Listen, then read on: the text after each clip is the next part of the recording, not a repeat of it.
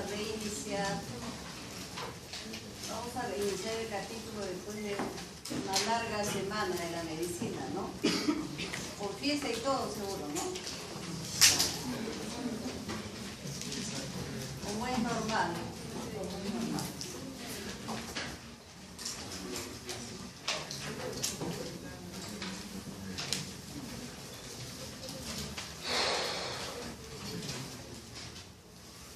Para hablar de fisiología, necesariamente debo recurrir a una parte que es la parte anatómica. Pero me imagino que esto ya ustedes lo han estudiado o no han hecho su anatomía. Pero ¿qué me interesa de esta estructura? Porque esto ya lo deben conocer ustedes. ¿Qué es lo que me interesa? Lo que me interesa es que estas estructuras tienen que ser perfectamente transparentes. ¿Transparentes por qué? Porque necesitamos que el haz luminoso, el rayo luminoso atraviese todas estas estructuras transparentes y llegue aquí a esta zona, porque en esta zona se encuentran los receptores de la visión, ¿no es cierto? Estamos hablando de los conos y estamos hablando de los bastones, ¿no es cierto? Entonces, como llega el estímulo luminoso desde afuera, ¿no? Atraviesa todas las estructuras, ¿para qué? Para poder activar a estos receptores que son los conos y los bastones, ¿no? Entonces, aquí tenemos la córnea, la cámara anterior, ¿no es cierto? La cámara posterior con el humor vítreo. El cristalino es muy importante para nosotros. Aquí tienen ustedes esta abertura, estamos hablando de la pupila, o iris, y acá está el músculo ciliar. Durante la acomodación este músculo tiene gran importancia. Dame la siguiente. Ya estas cosas probablemente ustedes ya las conocen. Vamos a hablar luego de la parte netamente fisiológica. Y voy a ir un poquito rápido, pero está de más decirles de que si algo no entienden, ustedes levantan la mano y volvemos a repetir. ¿De acuerdo? Este es el cristalino del cual les hablaba hace un momento. Es importante esta estructura porque acá se realiza la convergencia de los rayos luminosos y exactamente tienen que dar en este punto. La convergencia es perfecta y este punto justamente coincide con la retina, ¿no? Aquí tenemos diferentes tipos de lentes. El cristalino es una lente, ¿no? Aquí esta es una lente más poderosa que esta. Cristalino alargado, como ustedes pueden, cuando es alargado y es menos potente, ustedes ven que la refracción de los rayos luminosos es un poco más atrás, ¿no? Acá tienen otro tipo de lente, ¿no? Esta es una lente biconvexa y esta es una lente bicóncava. Lo que hace es totalmente un mecanismo diferente, ¿no? Los rayos, al contrario, entran en una situación de divergencia, como ustedes pueden apreciar, ¿no? Dame la siguiente.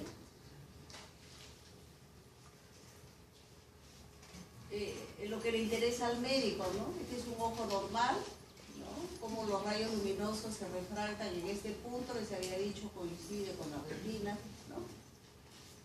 Acá este ojo me interesa muchísimo, es un ojo bastante grande, como ustedes pueden apreciar.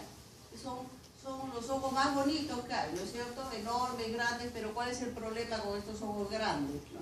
El problema es que cuando se realiza la refracción de los rayos luminosos, son tan grandes que cae por delante de la retina y esto hay que corregirlo. Eso es lo que se llama miopía, ¿no? Y es una afección sumamente frecuente en el medio, ¿no? Antiguamente, yo digo antiguamente porque ahora esto se opera. Entonces, bueno, el que no se opera será porque tiene algún temor, pero hoy día con mucho éxito se están operando los casos de miopía. Entonces esto se puede corregir fácilmente, ¿no? Pero todavía hay gente que sigue usando lentes, ¿no? Porque esta es una lente que ustedes pueden apreciar que arregla esta situación. Esta es una lente bicóncava, ustedes ven cómo se produce la refracción, ¿no? Y para que exactamente llegue a la retina, ¿no? Todo lo contrario ocurre con los casos de un ojito muy pequeño. Este ojo muy pequeño hace de que la refracción cae detrás de la retina y hay que utilizar este tipo de lente, una lente biconvexa para corregir el defecto, ¿no? Y entonces cae perfectamente a nivel de los receptores, que es lo que queremos nosotros. Dame la siguiente, por favor.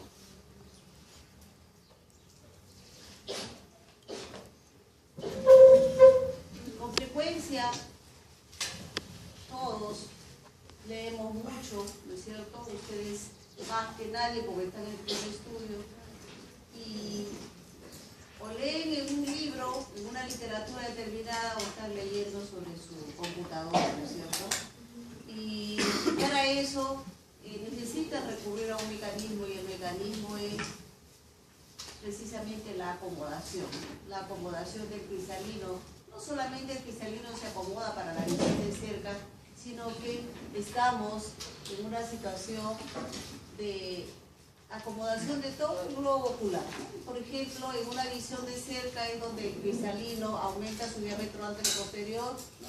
El punteado está durante la acomodación, o sea, para la visión de cerca aumenta su diámetro anteroposterior. Este músculo se contrae, como ustedes pueden, el músculo ciliar, y acá tenemos la pupila, que también disminuye su diámetro, como ustedes pueden apreciar acá la pupila, ¿no? Se produce una contracción de la pupila durante la visión de cerca. Dame la siguiente, por favor.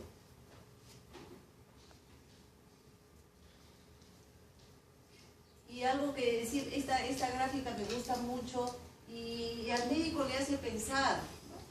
Creo que en alguna oportunidad dijimos de que el médico envejece desde que nace, o sea, desde que nacemos estamos envejeciendo, efectivamente, ¿no?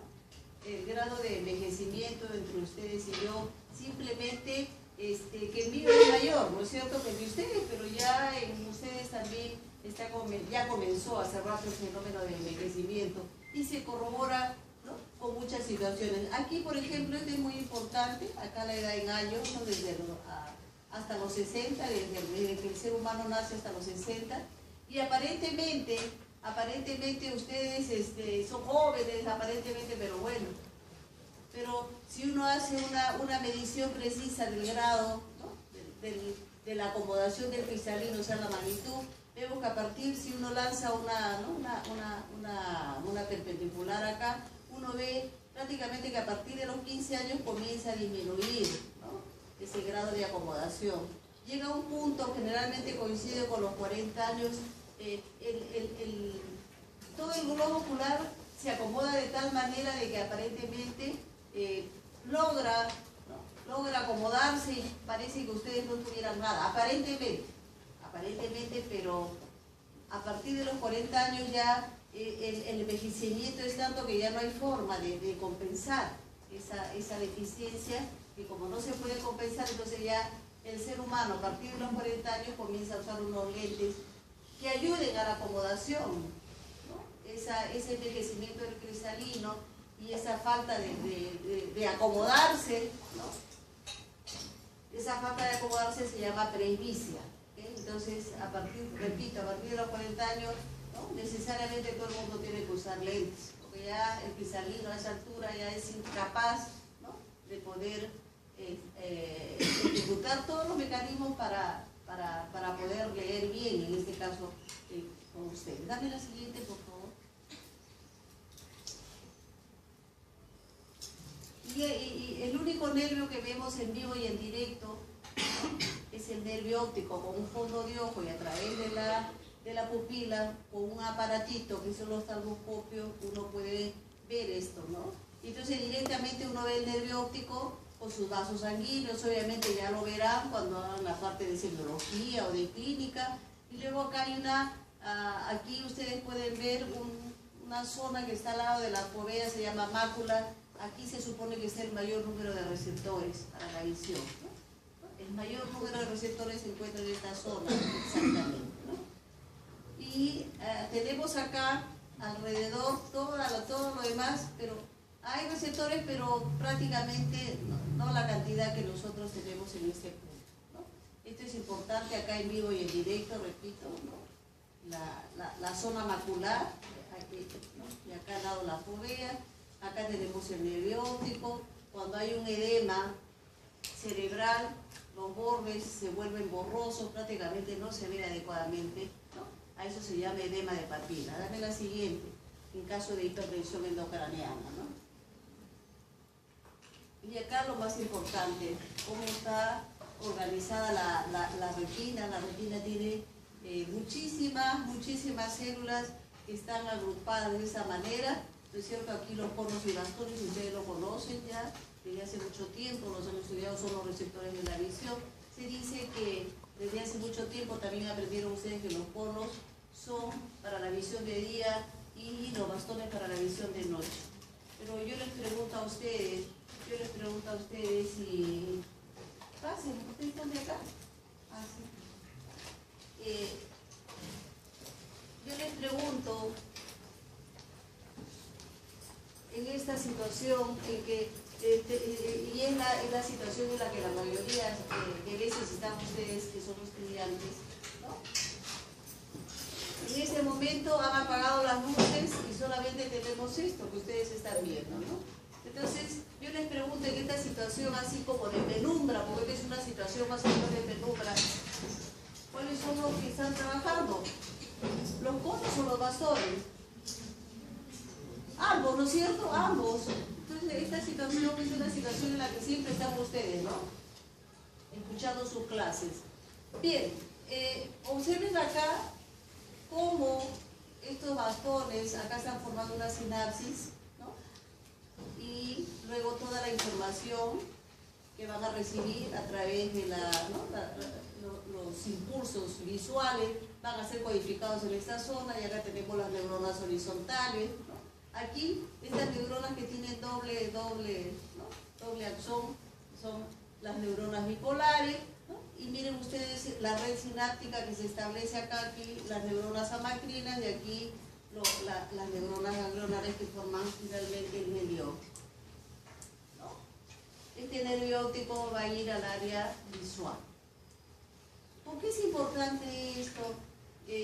La mayor parte de las neuronas de la corteza cerebral o forman uno o dos neurotransmisores.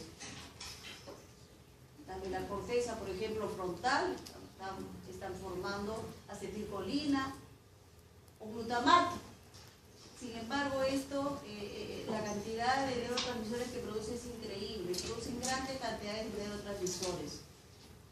¿Por qué? Porque van a formar una especie de potenciales propagados, unos potenciales que ya lo vamos a ver seguidamente, ¿no? Entonces, aquí tenemos estas neuronas, repito, que forman cualquier cantidad de neurotransmisores. Estamos hablando, por ejemplo, ¿de qué? Estamos hablando de noradrenalina, estamos hablando de adrenalina, serotonina, ¿no? Leucina, encefalina, en fin. La metencefalina, la leuencefalina, serotonina. Pregunte qué neurotransmisor no producen estas neuronas. Pero, acá hay un pero, las únicas que producen la acetilcolina son estas neuronas que son las neuronas amacrinas. ¿Y por qué? Porque ya vamos a ver seguidamente cómo es su funcionamiento.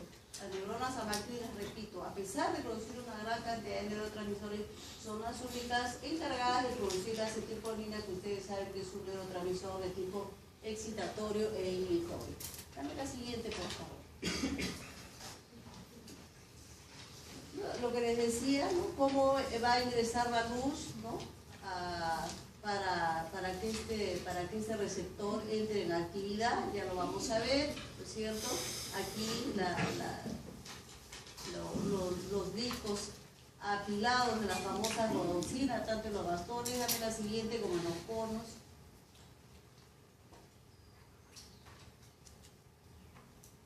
Acá hay una situación sumamente especial. Ahora van a aplicar los conocimientos que ya ustedes aprendieron durante la primera clase. Por ejemplo, durante la oscuridad, que fundamentalmente es una labor, fundamentalmente de los bastones. Miren, durante la oscuridad de los bastones, la oscuridad hace que los canales de sodio estén abiertos. Miren acá. Entonces, durante la oscuridad, acá hay una situación especial. Durante la oscuridad los bastones están en situación de ¿qué? Si los canales están abiertos. ¿Cómo están los bastones entonces en situación de oscuridad? Están despolarizados, acá están abiertos los canales. ¿Qué pasa si ustedes utilizan una linternita? Y eso es lo que van a hacer en la práctica, van a utilizar una linterna, ¿no?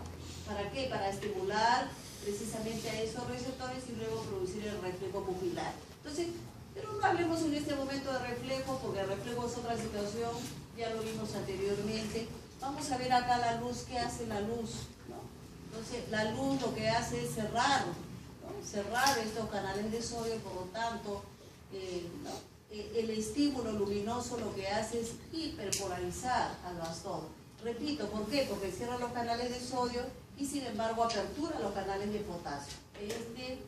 Este bastón se hiperpolariza cada vez que un rayo luminoso llega a este punto. Dame la siguiente. Vamos a ver estos detalles ahora.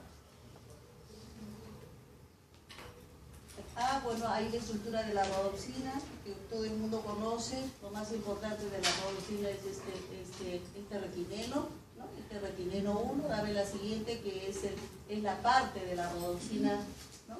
Que se va a activar, como vamos a ver. Ahí al máximo aumento este bastón. Entonces aquí llegando la luz, ¿no es cierto? Activando a la rodopsina. La rodopsina cuando se activa, para muchos autores le llaman la rodopsina activada, otros le llaman la metarodopsina, pero en fin, es la activación de la rodopsina. Esta rodopsina cuando se activa, porque el retineno 1 cambia su configuración, ¿no? de posición cis-a-trans. Entonces acá ustedes están viendo esta activación de la rodopsina hace que se active una proteína que es un tipo de proteína G que se llama transducina en este caso. Repito, hay una activación de la proteína G que se llama la transducina. Esta a su vez, cuando se activa esta proteína G activada, esa transducina lo que hace es activar a otra enzima que se llama la fosfodiesterasa. ¿Qué hace la fosfodiesterasa activada? Convierte el GMP cíclico en 5'-GMP.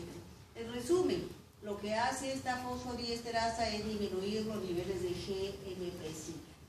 El GMP cíclico tiene prácticamente la misma actividad que el AMP cíclico, tiene la misma actividad, y entonces lo que va a hacer la disminución del GMP cíclico cierra los canales de sodio. Acá está, al cerrar los canales de sodio, entonces nosotros estamos hablando de la hiperpolarización del bastón. ¿Está claro?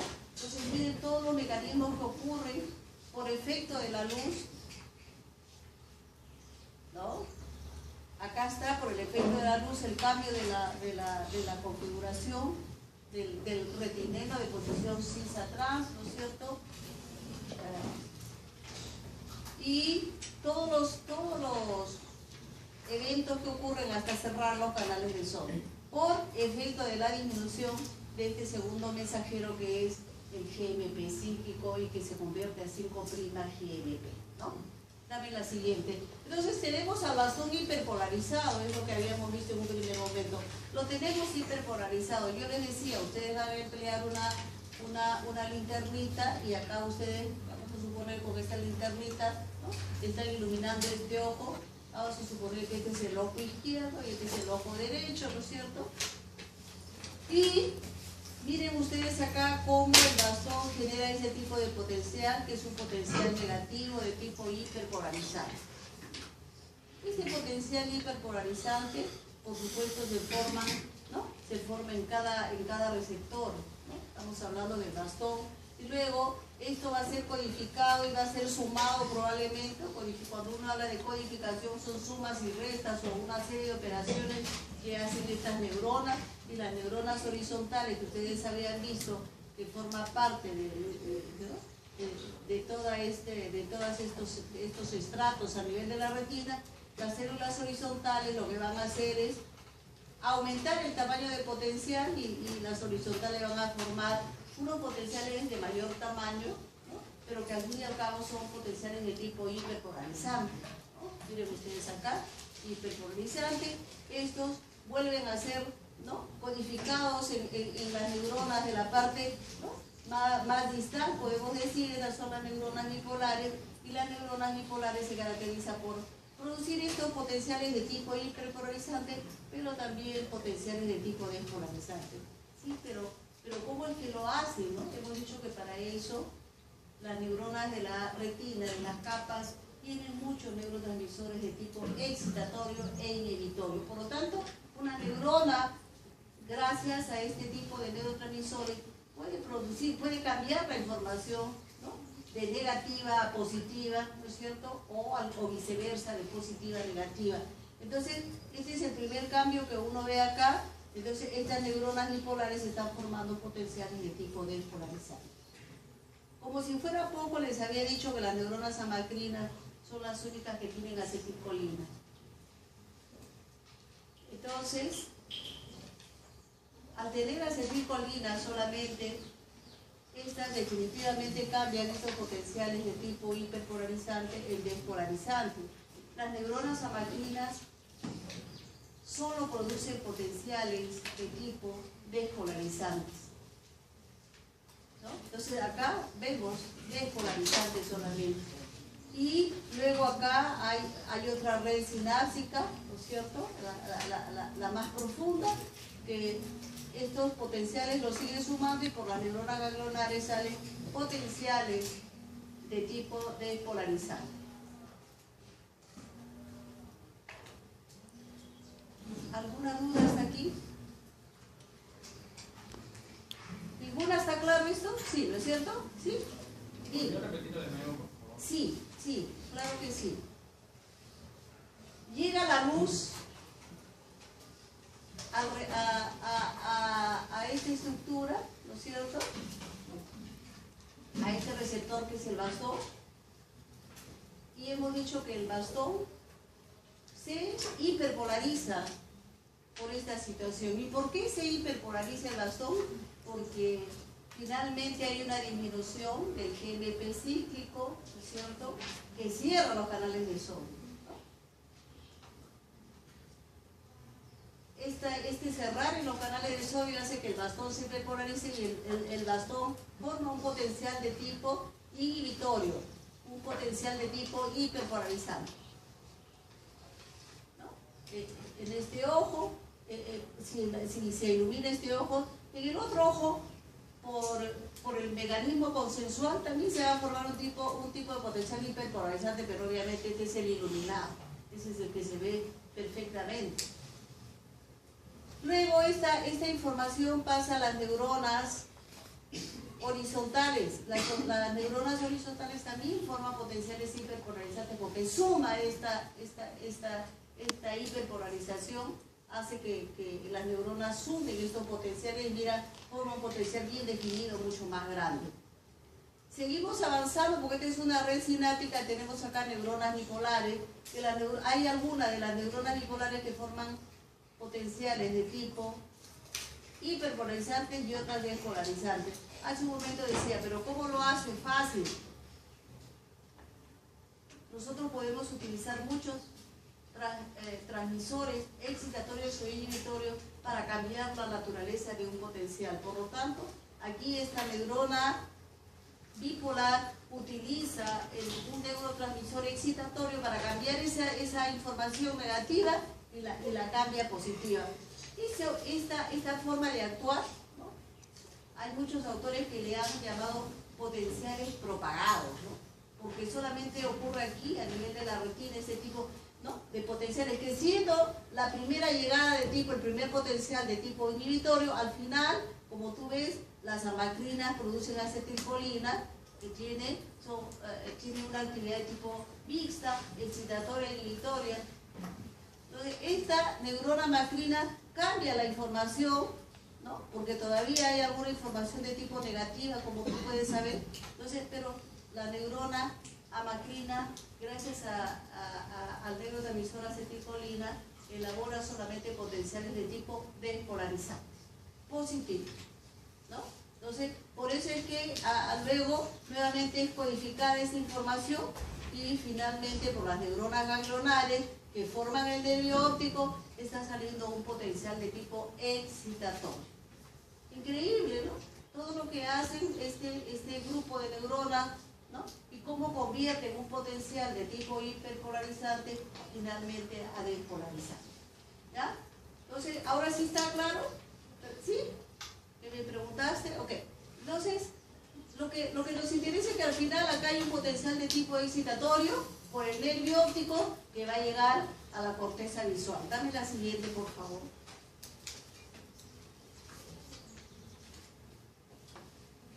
Y acá el resumen de lo que acabamos de mencionar, ¿no? Cómo la luz llega al bastón, cómo se producen los cambios en el retineno 1, el cambio de posición, ¿no? En el retineno 1 hace que se convierta esta rodosina en una rodosina activada, ¿no? Y luego, al activarse la rodosina, se activa la proteína G, que es la transducina. Esta, a su vez, activa la fosfodiesterasa, la que disminuye el GMP cíclico intracelular, y así el bastón se hiperpolariza, ¿no? Lo demás ya lo hemos explicado anteriormente. Dame la siguiente, por favor. Cómo este potencial de tipo excitatorio que está viajando por el nervio óptico, ya lo vamos a ver seguidamente, este potencial de tipo excitatorio va a llegar, ¿no? la mayor cantidad de información, ¿no? Llega a los labios de la cisura cantarina. Estos son los labios de la cisura cantarina, ¿no es cierto? Área 17 de Brodmann, ¿no? Y aquí es donde esa información de tipo visual, ¿no es cierto? Se vuelve mucho más, más real, por decir, ¿no es cierto? Entonces, uno capta aquí en esta zona la naturaleza de esa información de tipo visual, ¿no es cierto? Sin embargo, a la mayor cantidad de los labios que están más hacia la parte exterior, como ustedes pueden apreciar, está llegando la información del cuadrante superior de la retina y el cuadrante inferior de la retina, ¿no es cierto? Entonces aquí vemos cómo se proyectan, cómo está llegando la información, ¿no es cierto?, desde la retina. Dame la siguiente, por favor. Y esto es lo que les decía, ¿no? Cuando ustedes sean médicos, esto es lo que van a ver en un paciente, va a llegar a la emergencia, el paciente le va a decir: he dejado de ver, ya no veo con el ojo derecho por algún motivo, ¿no es cierto?, por una lesión, por un trauma, por lo que fuera, y ustedes tienen que tener en mente, ¿no?, esta información, ¿no? Entonces habíamos dicho que a nivel del cristalino se produce, ¿no?, la refracción de los rayos luminosos. Acá tenemos el campo externo, temporal, visual. Estos son los campos visuales, ¿no es cierto? Acá lo que está en la parte más interna se llaman los campos nasales, ¿no? Visuales, es lo que nosotros, ¿no? Vamos a suponer que yo estoy acá exactamente y lo que yo hago es poner así. Si ustedes hacen esta maniobra, háganlo, ¿no? Si ustedes hacen esto, ¿qué es lo que yo veo? Yo veo solamente acá. Cuando yo hago esto se llama una visión de tipo, ¿no?, una visión de tipo, podríamos decir, tubular. Es decir, en condiciones normales, cuando yo no hago esa maniobra, tengo todo el salón, ¿no?, de esta parte, a pesar de que estoy viendo al fondo, nada más, pero yo tengo la visión de todo el salón. Si yo hago esto, elimino los campos temporales visuales, ¿ok? Si me están entendiendo, o sea, los campos temporales son la parte externa, en este caso de aquí y de allá. Repito, si yo quiero eliminar los campos temporales visuales, lo que hago es esto, y solamente veo estas dos columnas. Y estas dos columnas para mi ojo derecho significa el campo nasal, y para mi ojo izquierdo también significa el campo nasal, ¿no? Entonces, en ese sentido, es muy interesante porque por algo ocurre a nivel del cristalino esta refracción, de tal manera que el campo temporal del ojo, vamos a suponer que este es el ojo izquierdo, lo veo con mi retina nasal, y el campo, si este es el ojo izquierdo, y el campo nasal lo veo con mi retina temporal. ¿Por qué? Porque la información está sufriendo una refracción a nivel del cristalino. ¿Está claro? Entonces, observen acá, entonces, la retina nasal, acá hay un conjunto de fibras nerviosas que van a salir desde los receptores, ¿cierto? La información de la retina nasal se decusa a nivel del quiasma. Acá está la retina nasal decusada a nivel del quiasma, pero la información de la retina temporal no se decusa. Entonces uno le sigue la huella generalmente a esta información. Habíamos hablado de que cuando se trata de sensibilidad, estamos hablando de vías que son, ¿no?, que están entrando al sistema nervioso y son las vías aferentes, ¿no? Entonces, esta información, entonces yo la analizo de esta forma, ¿no? A nivel entonces del quiasma óptico tengo las fibras decusadas, ¿no?, de las retinas nasales, ¿no? Y acá tenemos las fibras que no se decusan de la retina temporal, ¿no?, en ambos ojos. Ojo, vamos a suponer izquierdo y ojo derecho, justo acá como está, ¿no? Luego, recuerden ustedes, ¿no?, acá tenemos los nervios ópticos, quiasma óptico, bandeletas, encías o tracto óptico, como le quieran llamar, recibe diferentes nombres, ¿no? Acá el cuerpo geniculado externo o lateral que pertenece al tálamo, y ahí la información se dirige, ¿no?, hacia las áreas 17 de Brodmann, que es la corteza visual, ¿no?, la corteza visual. ¿Qué es lo que pasa cuando hay una lesión? Vamos a suponer mucho, ahora se ha puesto de moda, lamentablemente, digo lamentablemente, porque hay mucha violencia. Entonces a los hospitales llegan gente, ¿no?, agredida, asaltada, ¿no?, más de una vez han llegado porque ha habido una agresión en el ojo precisamente, ¿no? Es tanta la agresión, ¿no? A veces la persona es agredida por arma blanca y entonces resulta que hay una lesión acá, en esta zona. Esta es la lesión del nervio óptico. Como esta es una información de tipo aferente, ¿qué es lo que hago? ¿Cómo la analizo? Yo digo, ¿de dónde viene esta información? Esta información viene de acá, ¿no? Y acá también les digo, o sea, la retina nasal, la retina temporal. Entonces, ¿qué es lo que yo tengo? Una lesión en el nervio, tengo una ceguera del ojo izquierdo.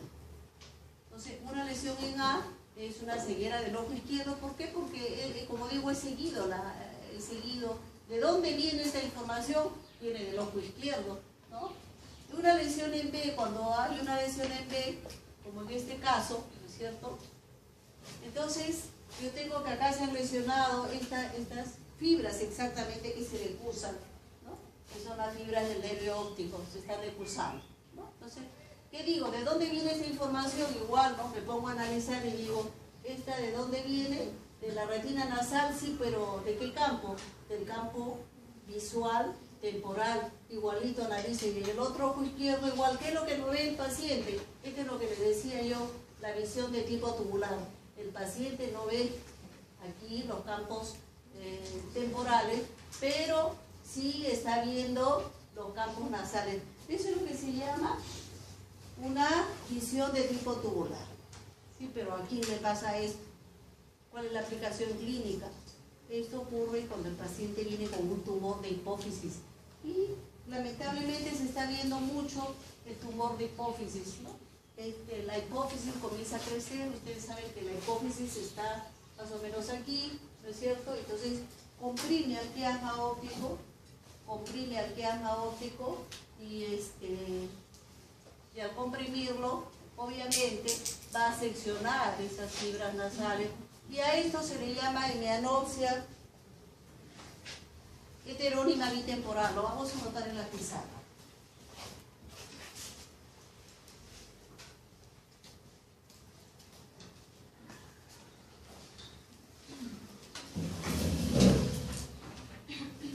Hemianopsia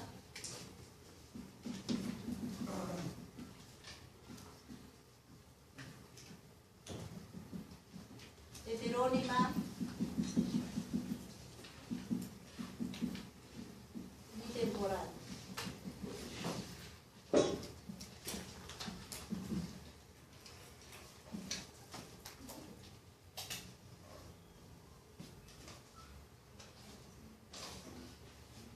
Entonces, lo único que nosotros hacemos es, como quien dice, de seguir la huella y de dónde viene esa información.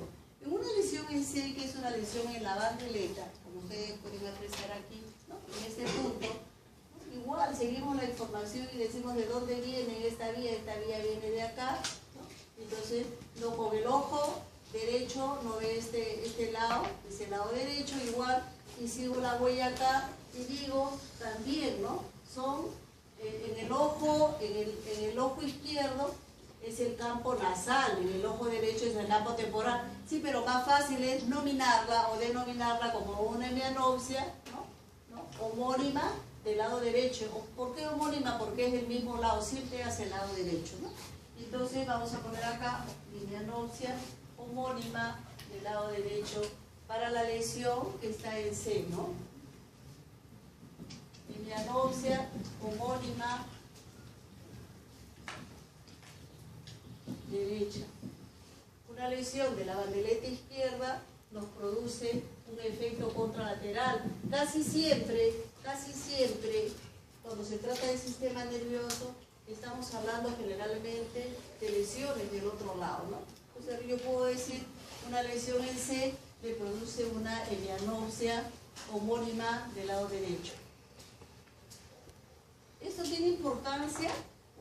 Claro que sí, porque lo van a ver también en la emergencia. Ustedes van a hacer guardias en los hospitales y muchas veces viene un paciente que recuerdo mucho, lamentablemente cuando se trata de cáncer el asunto es bien delicado y a veces hay tumores que son inoperables, sobre todo antiguamente, aunque ahora la ciencia ha avanzado mucho y ha llegado una buenas tardes, será, discúlpame. ¿No? Bueno, el paciente viene a la emergencia, recuerdo que es el papá de una colega. Lo peor que puede ocurrir cuando uno es médico son los casos más raros y más extraños, ¿no? Era el papá de justamente de una neuróloga, un hombre muy metódico, de 60 años relativamente. No era un ancianito de 90, tenía 60. Y el hombre tan metódico comienza a chocarse, de un mes para otro comienza a chocarse justamente por el lado derecho. Qué raro, iba con el carro y plum, en el lado derecho, ya eran como 3 choques en 2 meses. Algo me está pasando, dice. Entonces la neuróloga lo lleva a su papá a tomarle una resonancia magnética. ¿Y qué era lo que había? Un tumor que estaba, ¿no?, justamente comprimiendo esta parte, ¿no?, esta parte, y por eso el paciente, ¿no?, se chocaba continuamente. Una lesión en C es lo mismo que en D, prácticamente es lo mismo, porque si ustedes analizan, es lo mismo. Miren ustedes acá, igual se produce una hemianopsia homónima derecha. De tal manera que si acá hay un tumor, que era lo que le pasaba a este paciente, ¿no?, entonces el paciente tenía este tipo de hemianopsia, ¿no?, homónima del lado derecho. ¿Cuál es la diferencia entre la lesión en C y D? Porque prácticamente es lo mismo, aparentemente. ¿Cuál es la diferencia? La diferencia es que a nivel... Ya se le terminó la batería, ¿no? Entonces aquí hay una vía que van al mesencéfalo y que se van ¿para qué? Para producir el reflejo pupilar. Recuerden que el reflejo pupilar hay una parte aferente y acá justamente hay si ustedes recuerdan, los brazos conjuntivales se le llamaban, que iban por el mesencéfalo, ¿no?, que se iban a hacer una sinapsis acá por los núcleos del tercer par y los núcleos de Ehrenfeld-Westphal, ¿no? Los núcleos de Ehrenfeld-Westphal. ¿Para qué? Para producir el reflejo pupilar. Por lo tanto, si uno sigue la huella, como yo les había dicho, ¿cuál es la diferencia entre una lesión en C y D? Que una lesión en C está interrumpido, no puede llegar la información para producir el reflejo en este punto, pero en una lesión en D sí se produce el reflejo pupilar. Esa es la diferencia, ¿no? Esa es la diferencia. El reflejo pupilar que ustedes puedan obtener en un paciente y de una manera muy sencilla, porque lo único que tienen que hacer es llevar una linternita, ¿no?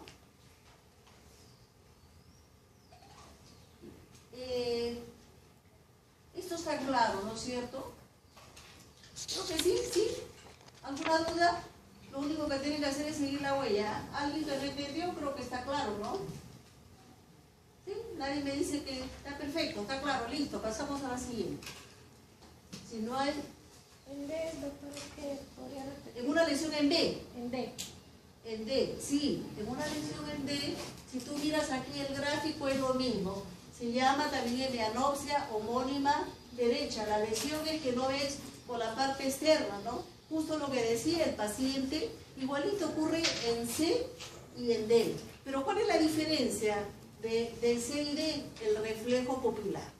¿Por qué? Porque acá en C va a estar cortado, porque no va a llegar para producirse el reflejo pupilar, ¿no? Que está saliendo de acá, ¿no es cierto? Hemos dicho unas vías para hacer la conexión a nivel del mesencéfalo con los núcleos del tercer par, que son los núcleos de Edinger hueso. ¿Ok? Esa es la diferencia entonces, que acá está cortado para producir, no vas a ver cuando utilizas tu linterna, no hay reflejo pupilar, pero en una lesión en D sí ya se va a producir el reflejo pupilar. ¿Ok? ¿Está claro? En C no y en D sí. En D sí, claro, porque acá ya no interrumpes nada. ¿Está claro? Sí, está claro, ¿no? Ahora sí, eso es lo único que diferencia, pero en O2 se produce la hemianopsia homónica del lado derecho. Acá, una lesión en B, en el tumor de hipófisis, para los varones sobre todo para los varones, hace muchos años, creo que todavía sigue vivo este gigante, hace muchos años, yo no sé si 25 años o 30, llegó un gigante que vivía en la selva, el gigante Margarito. Y yo digo, para los varones, ¿por qué? Porque los varones, ya hay algunas chicas que las veo que se están riendo ahorita, ¿no? Margarito, ¿por qué? Porque en base a él es que se inventó una cerveza grande, la más gigante de todas las cervezas, ¿no? Tú sabes cómo se llama, Margarito, ¿no es cierto? Esa cerveza.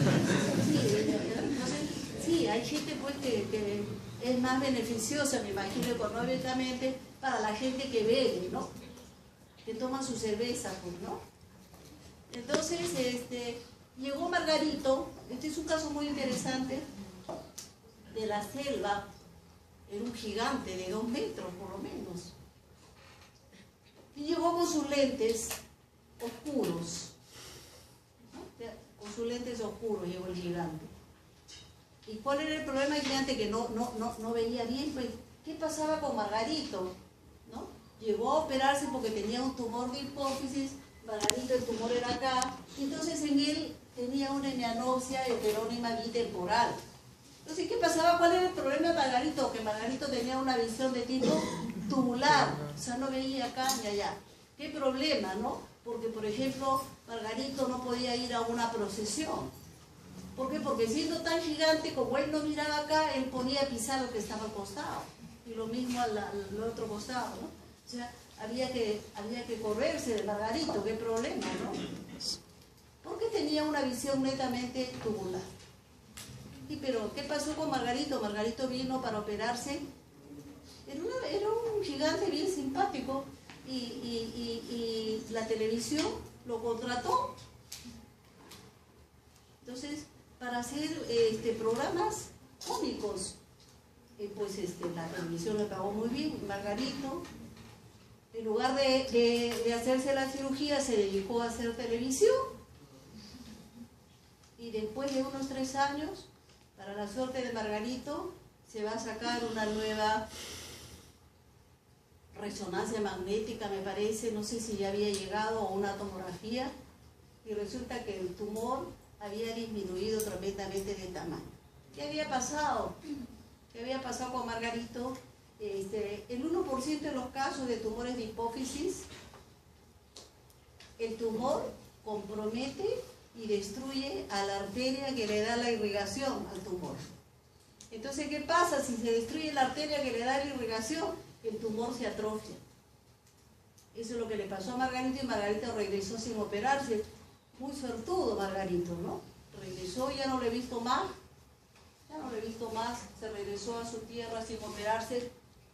Alguna vez creo que por ahí llegó de visita, pero Margarito sigue vivo, ¿no? Porque en él ocurrió una cosa increíble, ¿no? Que no siempre ocurre.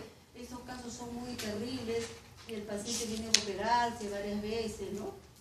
Y a veces fallecen en esos intentos de ser operados porque es un tumor que altamente recidivante, ¿no? Recidivante porque vuelve a crecer y vuelve a crecer. Creo que esto está claro, ¿no? ¿Sí? Dame la siguiente. Entonces, si no hay más preguntas, dame la siguiente.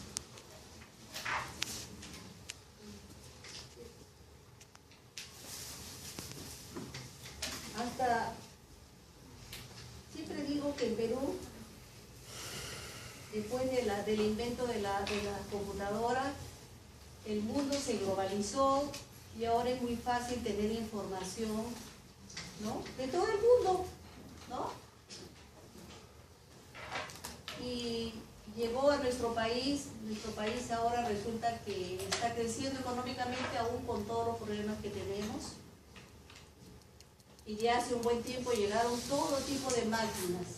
Estas máquinas hace 20 años no existían. Estas máquinas, que son las máquinas que toman los potenciales evocados visuales, no existían, ¿no? Ahora sí tenemos muchas en el país, y repito, llegaron. Tenemos muchísimas máquinas de estos potenciales evocados visuales. ¿En qué consiste? Estas son unas computadoras que son capaces de aumentar, ¿no?, la información, las ondas cerebrales, ¿no? Entonces, si yo pongo un electrodo en este punto, ¿no?, estamos hablando del lóbulo occipital, si yo pongo un electrodo acá exactamente donde está, en el lóbulo occipital, y al paciente lo pongo frente a un televisor que está oscilando continuamente, entonces, ¿no?, esta computadora, porque esta es una gran computadora, va a registrar el tipo de potencial, ¿no es cierto?, que está produciendo el paciente. Estos se llaman potenciales visuales, potenciales evocados visuales. Como pueden apreciar ustedes ahí, en el ojo izquierdo, en A, y en el ojo derecho en B, ¿no? Entonces, ¿qué es lo que se mide? Este es un examen, ¿no?, que mide el tamaño de la onda, el tamaño de este potencial, pero aquí lo más importante es el momento en que aparece el potencial, o sea, el tiempo que demora en aparecer el potencial. A este tiempo se le llama latencia. La latencia, o sea, el tiempo que demora en aparecer el potencial. Esto es importante para esta onda que se le llama P1, o algunos autores le llaman también la onda P100. ¿P100 por qué? Porque la onda generalmente aparece a los 100 milisegundos, ¿no? Entonces aquí tenemos en el ojo izquierdo y en el ojo derecho. Dame la siguiente.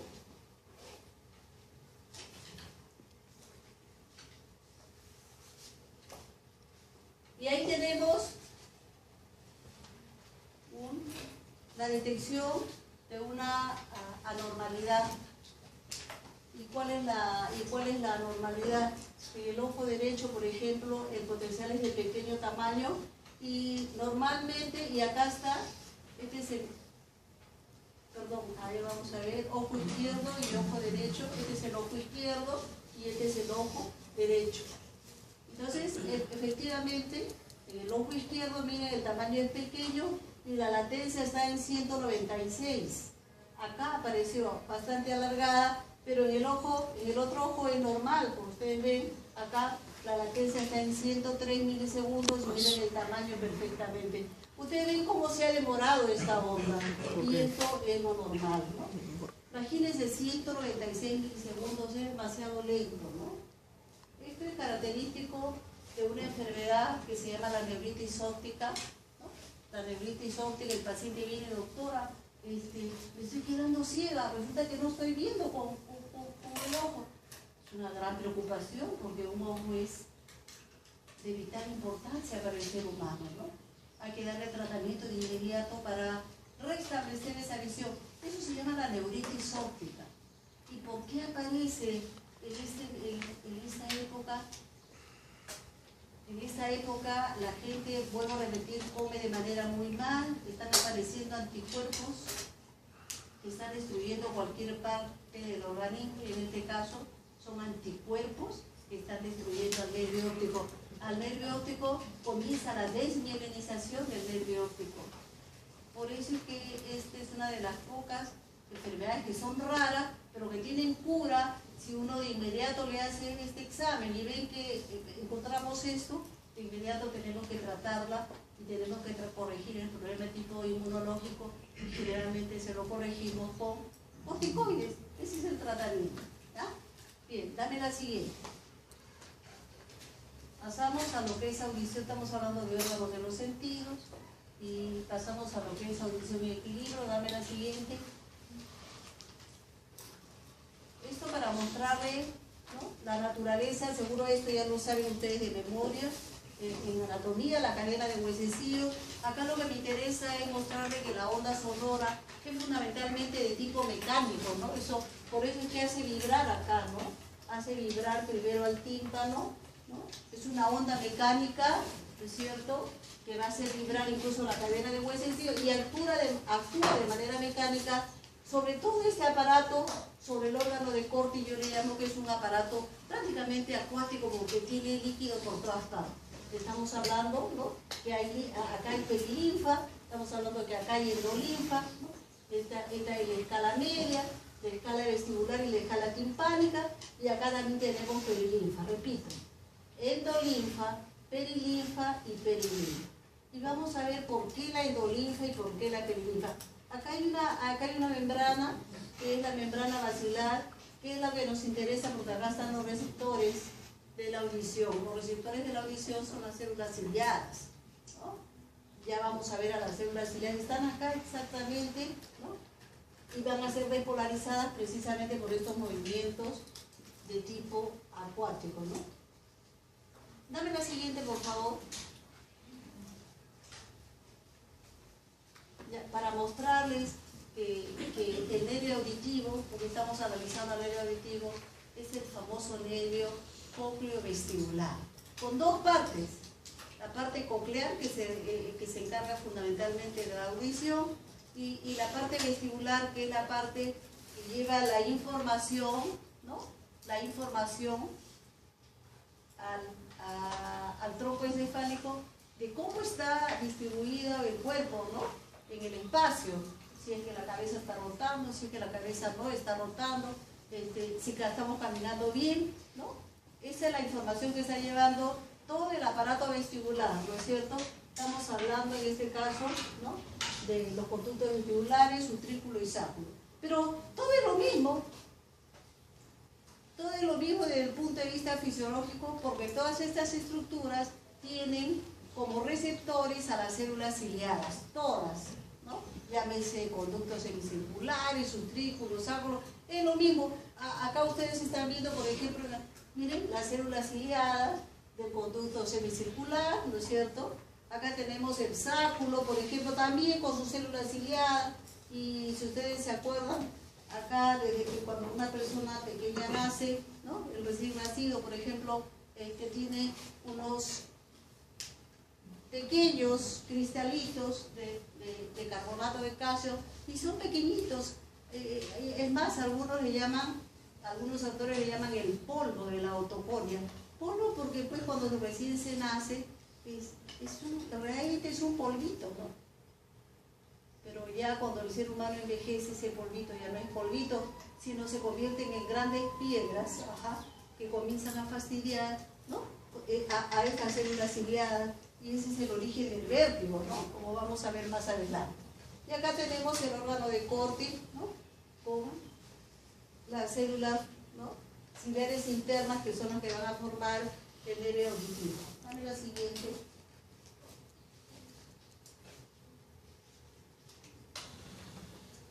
Y ahí tenemos a mayor aumento un corte transversal de lo que es, ¿no?, de lo que es a ver, se movió algo. Se movió. Un corte que me gusta mucho, lo comparamos con un sistema acuático, como podemos ver acá, así es lo que les decía, ¿no? Acá la perilinfa es de la escala vestibular o compartimento vestibular, como le quieran llamar, ¿no?, una membrana la membrana de Reiner, que divide la escala vestibular de la escala media y de la escala timpánica, ¿no? Perilinfa, endolinfa. ¿Endolinfa por qué? La endolinfa tiene una composición diferente a la perilinfa porque acá hay un epitelio que se llama la estrella vascular y este epitelio va a producir grandes cantidades de potasio, produce potasio, sintetiza potasio, utiliza el potasio, ¿no? ¿Y qué va a hacer este epitelio? Va a adicionar grandes cantidades de potasio a la endolinfa, repito. Mientras que la perilinfa se considera un ultrafiltrado del plasma y es rica en cloro y sodio, la endolinfa va a ser rica en potasio. Prácticamente no tiene ni cloro ni tiene sodio, como vamos a ver seguidamente en otra diapositiva. Aquí el órgano de Corti, ¿no? Aquí está el órgano de Corti, aquí tenemos la célula ciliada interna para formar el octavo par, y aquí las células ciliadas externas que la vamos a ver ahora mayormente. Dame la siguiente.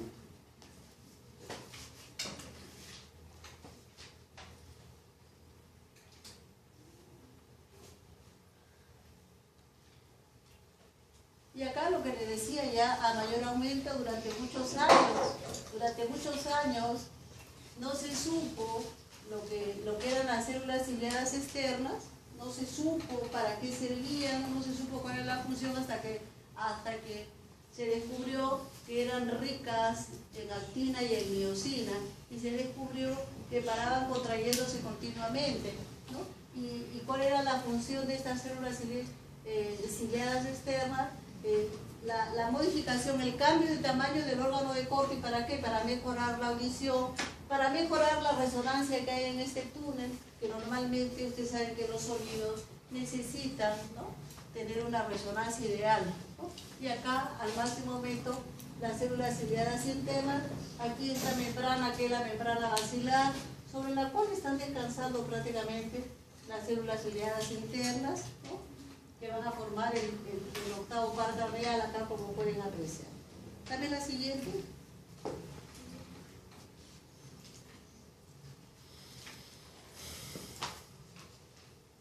Y acá, ya para que ustedes vean, ¿no?, cómo la perilinfa es rica en sodio y cloro, como habíamos mencionado, ¿no? Acá, igualmente, en la escala timpánica también la perilinfa es rica en sodio y cloro. Prácticamente no hay potasio, sin embargo miren la endolinfa rica en potasio, son 150 miliequivalentes.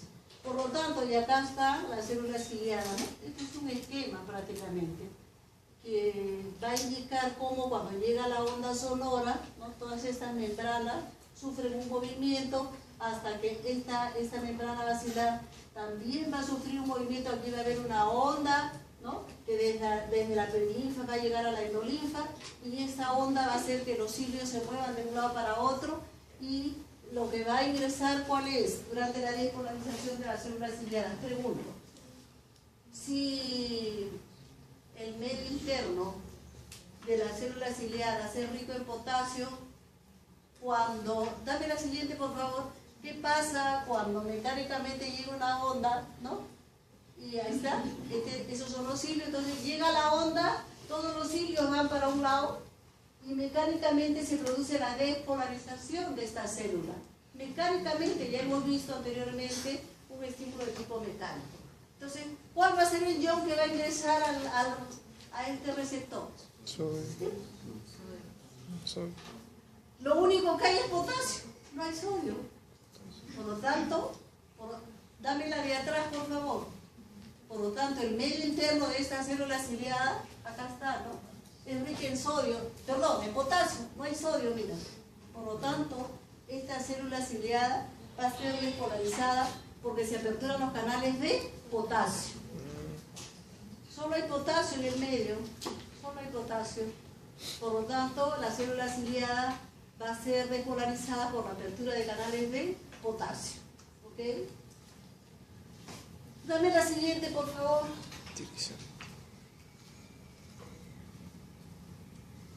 Ahí está, la célula ciliada. Repito, cuando viene la onda a través de la perilinfa, ¿no?, los cilios se despolarizan mecánicamente durante la despolarización y luego cuando regresan con la contraonda se está realizando la repolarización. Apertura y cierre de canales. Dame la siguiente. De potasio en este caso.